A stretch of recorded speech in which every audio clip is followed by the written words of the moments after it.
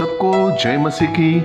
प्रभु यीशु मसीह के पवित्र और सामर्थ्य नाम से फिर एक बार मैं आप सभी का स्वागत करता हूं। आज का हमारा पवित्र वचन यूहन्ना रचित सुसमाचार इसका 8वां अध्याय और वचन 36 है। और जिस विषय पर आज हम चर्चा करेंगे वो विषय है यीशु हमें सही मायने में मुक्त करता है। तो मैं वचन को आपके लिए पढ़ता हूं। लिखा है, इसलिए यदि पुत्र तुम्हें स्वतंत्र करेगा तो सचमुच तुम स्वतंत्र हो जाओगे। आमीन। आज मनुष्य जिस समय में रह रहा है वो समय काफी हैरान और परेशान करने वाला समय है, और मनुष्य इन बातों को देखते हुए और सुनते हुए अपने जीवन को जी रहा है। इसलिए वो हर प्रकार के भय में अपने जीवन को व्यतीत कर रहा है।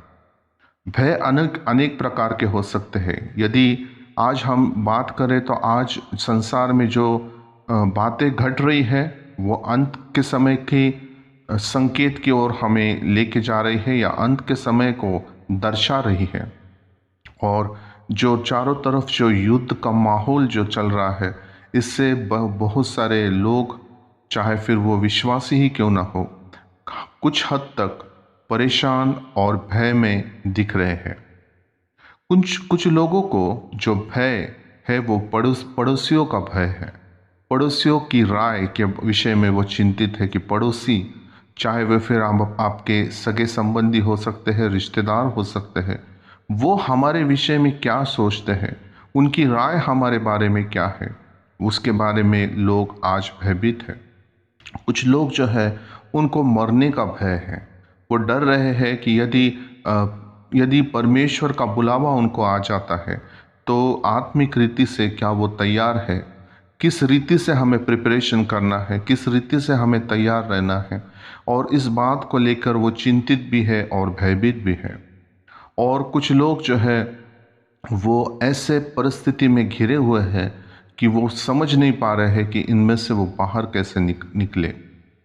लेकिन आज मेरे प्रियो, मैं आपको हर इस भय से वचन के द्वारा परमेश्वर जो आपसे बातचीत करता है उसके बारे में आज हम सीखेंगे, और इस भय के ऊपर कैसे जयवंत होना है इस पर हम विचार विनिमय करेंगे। उसी रीति से कुछ लोग ऐसे भी हैं जो दूसरे प्रकार के समस्याओं से घिरे हुए हैं, दूसरे बंधनों में बंधे हुए हैं। जैसे उसका नाम मैं यहाँ पर कह सकता हूँ अंधविश्वास। जी हाँ, कुछ लोग इस रीति से साखलों में बंधे हुए हैं जो उसको समझ में नहीं आ रहा है कि इसमें से हम कैसे बाहर निकले। फॉर एग्जाम्पल, यदि मैं कहूँ कि नमक गिर जाए तो अशुभ माना जाता है, ऐसे लोग कहते हैं। या फिर शीशा जो है, आईना जिसे हम कहते हैं, वो यदि टूट जाए तो उसे भी कुछ लोग जो है वो अशुभ मानते हैं। कुछ लोग कहते हैं कि कुछ ऐसी घटना घटेगी जो घटनी नहीं चाहिए। या फिर सीढ़ियों के नीचे से जाना, ये कुछ लोग जो है वो अच्छा नहीं मानते हैं, अशुभ मानते हैं। कुछ लोग अंकों को लेके बहुत चिंतित है। उनके लिए जो है अलग अलग अंक जो है, कुछ अंक जो है वो उनके लिए लकी होते हैं, तो कुछ अंक उनके लिए, नंबर्स जिसको हम कहते हैं, कुछ नंबर्स उनके लिए अनलकी होते हैं। अलग अलग अंक है, अभी मैं उसका जिक्र नहीं करना चाहता हूँ, लेकिन कुछ अंकों में फंसे हुए हैं। कोई नमक गिरने के कारण परेशान हो रहे हैं, होते हैं। या फिर कोई आईना टूट जाने के बाद परेशान है। कोई सीढ़ियों से नीचे से चला जाता है तो उसको लेके चिंतित है।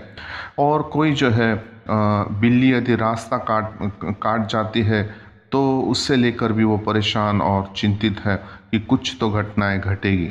और इसमें से भी हम देखेंगे कि वचन हमारे लिए क्या समाधान लेकर आता है। आज हम वो वचनों से सीखेंगे। और दूसरी जो सबसे बड़ी समस्या है जो लोगों को हर समय सताती है और परमेश्वर से उस मनुष्य को दूर लेके जाती है, वो है पाप। जो काम हमने परमेश्वर के विरोध में किए हैं, जो काम हमने लोगों के विरोध में किए हैं, ऐसे काम जो हमने वचन के विरोध में किए हैं, वो परमेश्वर की नज़र में पाप कहलाता है। और मनुष्य इससे काफ़ी चिंतित है। उनको ये समझ में नहीं आ रहा है कि इस पाप की, इस व्यथा से हम कैसे बाहर निकले, इस पाप की प्रचंड शक्ति के साथ हम कैसे जीवन जिए।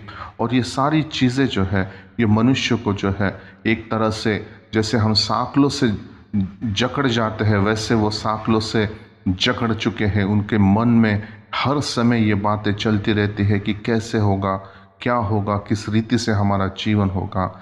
लेकिन आज मैं आपको इन सारी बातों से परमेश्वर के वचन के द्वारा आपको एक नया समाधान लेकर आपके लिए परमेश्वर के वचन आज आपसे बातें करेंगे।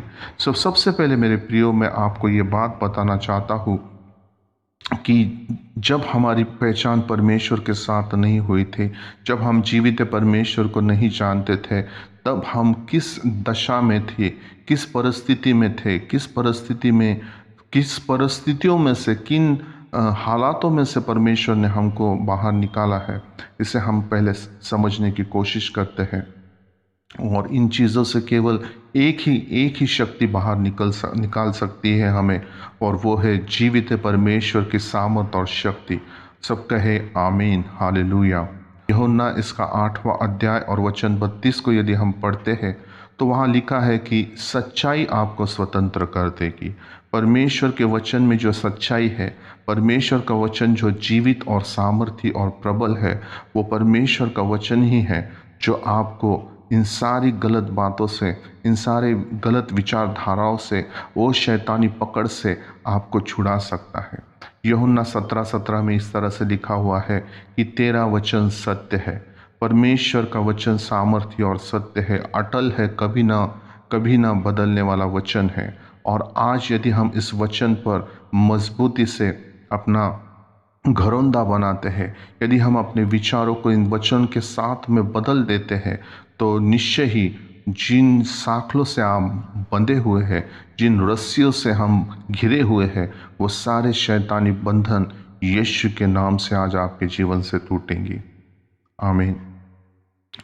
हम जो है, हम ऐसी परिस्थितियों से परमेश्वर ने हमें बाहर निकाला है। पवित्र शास्त्र के माध्यम से आज हम इसे समझने की कोशिश करेंगे। बाइबल हमारे लिए क्या कहते हैं, हम उसे पहले समझने की कोशिश करें कि मनुष्य परमेश्वर की नज़र में पहले क्या था, इसको हम समझने की कोशिश करते हैं। यदि हम रोमियो इसका 3रा अध्याय और वचन 23 को पढ़ते हैं तो वहाँ लिखा है कि इसलिए सब ने पाप किया है और परमेश्वर की महिमा से रहित है। वचन क्लियरली कह रहा है कि कोई पवित्र नहीं था, सब ने पाप किया हुआ था। जब तक आपकी जीवित परमेश्वर से पहचान नहीं होती है, जब तक आप जीवित परमेश्वर प्रभु यीशु मसीह को अपना उद्धारकर्ता ग्रहण नहीं कर लेते हैं, जब तक हम परमेश्वर को, हमारे पापों का अंगीकार परमेश्वर के सामने नहीं करते हैं, आपके पापों के लिए परमेश्वर से क्षमा नहीं मांगते हैं, तब तक आप जो है वो पाप से घिरे हुए और परमेश्वर के महिमा से रहित ऐसे व्यक्ति है, ऐसे मनुष्य है। यदि हम इसी रोमियो 8:8 में यदि पढ़ते हैं तो वहाँ लिखा है जो शारीरिक दशा में है वे परमेश्वर को प्रसन्न नहीं कर सकते। जो शारीरिक रीति से जीवन को जी रहे हैं, जिनको आत्मिक रीति के बारे में कोई मालूमात नहीं है, वो सांसारिक रीति से अपने जीवन को देखते हैं और जीते आ रहे हैं, वो वचन कह रहा है कि परमेश्वर ऐसे लोगों से, ऐसे मनुष्यों से प्रसन्न नहीं है। और यदि हम इफिसियों 2:12 में यदि पढ़ते हैं तो वहाँ लिखा है तुम लोग उस समय मसीह से अलग और इज़राइल की प्रजा के पद से अलग किए हुए और प्रतिज्ञाओं की वाचाओं के भागी न थे और आशाहीन और जगत में ईश्वर रहित थे। हम लोग वो लोग थे जिन्होंने ना तो परमेश्वर को जाना था, ना तो उनके लिए कोई उम्मीद थी, ना कोई आस थी, ना कोई उद्देश्य था। हम तो पाप में जीवन बिता रहे थे, हम परमेश्वर की वाचा के भागी ना थे, हम आशाहीन और ईश्वर रहित थे, ऐसा परमेश्वर का वचन हमारे लिए कह रहा है। लेकिन जब हम परमेश्वर के बारे में बाइबल से समझने की कोशिश करते हैं कि हमारा जीविता परमेश्वर जो अनुग्रहकारी, जो प्रेम, पवित्र और न्यायी परमेश्वर है, वो मनुष्य के पक्ष में है, वो मनुष्य के फेवर में है, वो मनुष्य से प्रेम करने वाला परमेश्वर है। और जब हम इन दोनों की तुलना करते हैं कि जब मनुष्य को जब हमने देखा तो हमने पाया कि मनुष्य जो था वो पाप में जीवन जी रहा था, लेकिन जब हम परमेश्वर की ओर देखते हैं वचन से, तो हमें ये बातें परमेश्वर के बारे में परमेश्वर का वचन सिखाता है। और यदि आप रोमियो 5:8 को पढ़ते हैं तो वहाँ लिखा है, परंतु परमेश्वर हम पर अपने प्रेम की भलाई इस रीति से प्रकट करता है कि जब हम पापी ही थे तभी मसीह हमारे लिए मरा। आमीन। सो यहाँ हमारे लिए परमेश्वर जो है एक अद्भुत योजना प्रभु यीशु मसीह के द्वारा करता है कि जब हम पापी ही थे तो हमारे पाप के लिए, हमारे पाप के प्रायश्चित के लिए परमेश्वर ने अपने एकलौते बेटे प्रभु यीशु मसीह को इस संसार में भेजा। और वो सारा दंड जो हमें मिलना था वो प्रभु यीशु मसीह ने अपने ऊपर ले लिया। ये केवल परमेश्वर ही कर सकता है। उसका जो प्रेम हमारे लिए है, वही प्रेम के खातिर परमेश्वर ने ये अद्भुत काम हमारे लिए परमेश्वर ने किया। जब हम पाप की दशा में थे तब परमेश्वर ने ये प्रेम हमसे किया है। तो सब लोग परमेश्वर को धन्यवाद दे। आमीन कहे सब लोग। यदि हम इब्रानियों इसका 12:14 पढ़ते हैं तो वहाँ लिखा हुआ है, सबसे मेल मिलाप रखो और उस पवित्रता की खोजी हो जिसके बिना कोई प्रभु को कदापि न देखेगा। ऐसा क्यों यहाँ पर लिखा है कि आप पवित्रता की खोज में रहो, आप पवित्र बनो? क्यों ऐसा कहा गया है? क्योंकि हमारा परमेश्वर जो है वो पवित्र परमेश्वर है। हमारा परमेश्वर जो है वो किसी भी पाप को पसंद नहीं करता है। पाप से वो घृणा करने वाला परमेश्वर है। इसलिए परमेश्वर अपने लोगों से कह रहा है कि जैसे मैं पवित्र हूँ वैसे आप भी क्या करो, पवित्रता की खोज करो, पवित्रता को थामे रहो। और यदि हम यशाया इसका अध्याय 45 और 21 वचन को पढ़ते हैं तो वहाँ लिखा हुआ है, तुम प्रचार करो और उनको लाओ, हाँ मैं आपस में सम्मति करे। किसने प्राचीन काल से यह प्रकट किया? किसने प्राचीन काल में इसकी सूचना पहले से दी है? क्या यहोवा ही ने यह नहीं किया? इसलिए मुझे छोड़ कोई और दूसरा परमेश्वर ही नहीं, धर्मी और उद्धारकर्ता परमेश्वर मुझे छोड़ और कोई नहीं है।